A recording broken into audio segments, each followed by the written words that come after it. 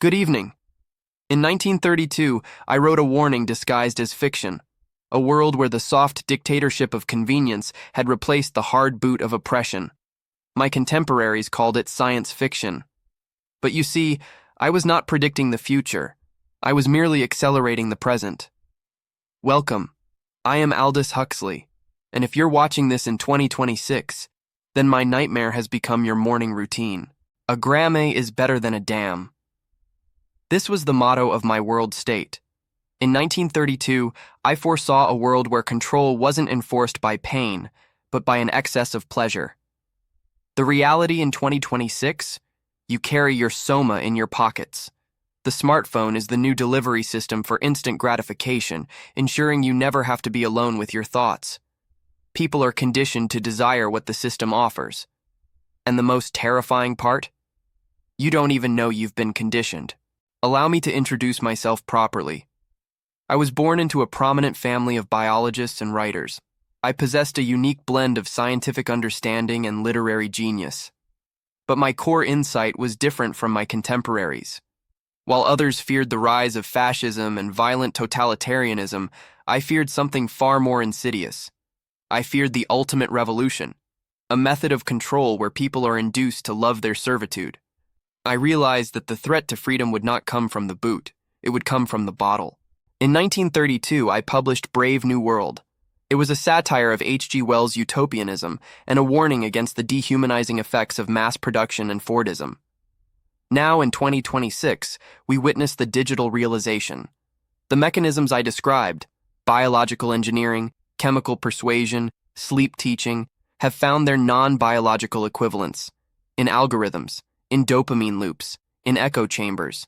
The world state is now a digital state, and you, my dear viewer, may already be one of its happy, productive, perfectly controlled citizens.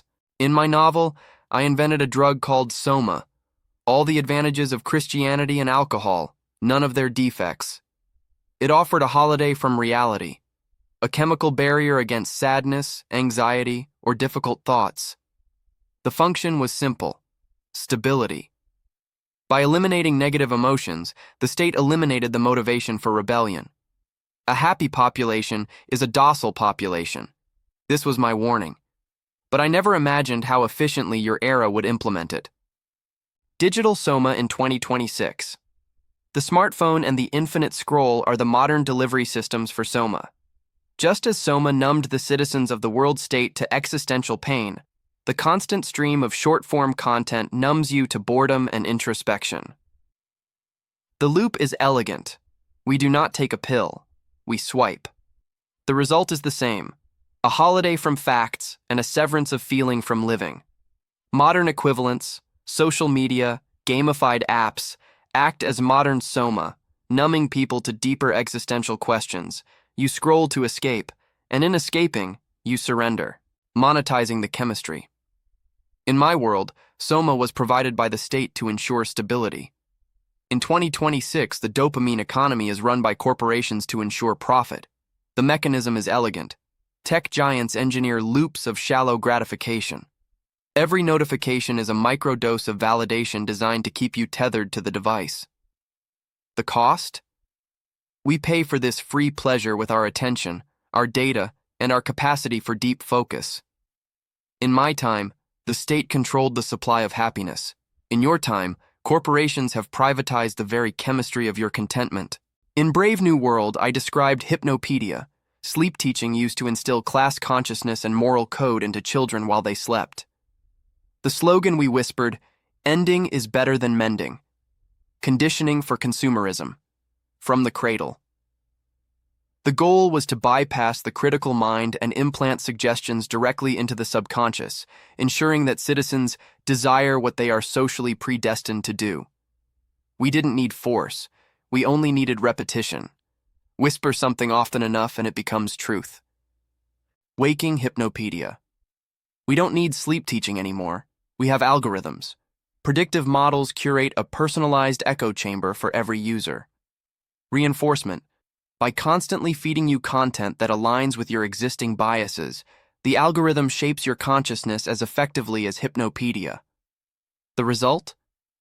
You believe you are making free choices, but you are selecting from a menu curated to ensure maximum engagement and compliance. The whispers never stop. They just moved from your pillow to your palm. The social ethic of Brave New World. In my novel, solitude was suspect, and promiscuity was a civic duty. The individual was merely a cell in the social body. The digital parallel in 2026. Today, privacy is suspicious. To be offline is to be antisocial. You are pressured to perform constantly for an audience, commodifying your relationships and personal moments. The insight is clear. My dystopia eliminated individuality through biological uniformity. Modern predictive algorithms reinforce uniform behaviors, reducing the richness of human diversity. Everyone belongs to everyone else, including your data, including your attention, including your soul. My friend George Orwell wrote 1984. Orwell feared those who would ban books. I feared that there would be no reason to ban a book, for there would be no one who wanted to read one. Orwell feared the truth would be concealed. I feared the truth would be drowned in a sea of irrelevance. Orwell feared we would become a captive culture. I feared we would become a trivial culture. Look around you in 2026. Which prophecy came true? Why Huxley won. The predicted nightmares of the 20th century were totalitarian states. But in 2026, we find that the most effective cage is one we build ourselves. Voluntary servitude. We have not been conquered by tyrants. We have been seduced by convenience. We have voluntarily exchanged privacy for connectivity and autonomy for algorithms. As I wrote in Brave New World Revisited, the victim of mental manipulation does not know that he is a victim. To him, the walls of his prison are invisible, and he believes himself to be free. This is the victory of the soft dictatorship, and it is complete. Biological versus digital. In my world state, humans were engineered into fixed classes to ensure stability. Alphas, betas, gammas, deltas, epsilons. In 2026, we are now segmented by data scores, credit, social influence, and behavioral profiles. The new predestination. We aren't decanted into castes, we are sorted by code. Algorithms determine what news you see, what loans you get, what jobs you're offered, and who you date, based on your digital classification. The alpha at the top creates the algorithm. The epsilon at the bottom is invisible to it. The caste system never died. It simply went digital, amusing ourselves to death. In Brave New World, high art was suppressed not because it was dangerous, but because it is old and requires effort to understand. The atrophy of attention. In an era of 15-second clips and AI-generated content, deep literacy and complex thinking are atrophying. We prioritize the format of amusement over the format of truth. The consequence is profound. A population that cannot focus, cannot resist. Shakespeare requires patience. The infinite scroll requires only surrender. No need to ban the classics, simply make them irrelevant. The savage's dilemma. If a system can guarantee a life free of pain, disease, and anxiety, is it wrong to reject it? The trade-off is profound. The price of this stability is the elimination of the human spirit. Art, science, religion, and the capacity to suffer, which is the capacity to grow. As Mustafa Mond observed, happiness is a hard master. Being contented has none of the glamour of a good fight against misfortune. The question I pose to you is eternal. Is a life without struggle worth living? Or does the absence of pain also mean the absence of meaning? The new Mustafa Mond. In my book, A Human Controller Managed the Stability of Society. In 2026, we risk handing this role to Super AI, the benevolent machine. As AI systems mediate our decisions, they prioritize efficiency and stability over human messiness. We risk surrendering our moral agency to a machine that maximizes happiness metrics, but eliminates the struggle required for human growth. Super AI risks eroding resilience by catering to tendencies of convenience. The controller no longer needs a face. It only needs your data. The declaration of John the Savage. In my novel, John declared, "But I don't want comfort. I want God. I want poetry. I want real danger. I want freedom. I want goodness. I want sin." When the world controller asked him if he was claiming the right to be unhappy, John replied, "All right then, I'm claiming the right to be unhappy." Reclaiming sovereignty. To be human is to accept the risk of pain, old age, and freedom. The modern resistance is choosing discomfort over the easy, algorithmic choice. Are you brave enough to be unhappy? How to resist. First, awareness.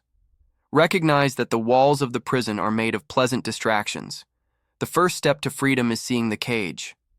Second, digital sovereignty. Choose discomfort. Disconnect from the feed to engage in deep work and deep thought. Not forever, but deliberately. Third, attention. Cultivate the capacity to focus.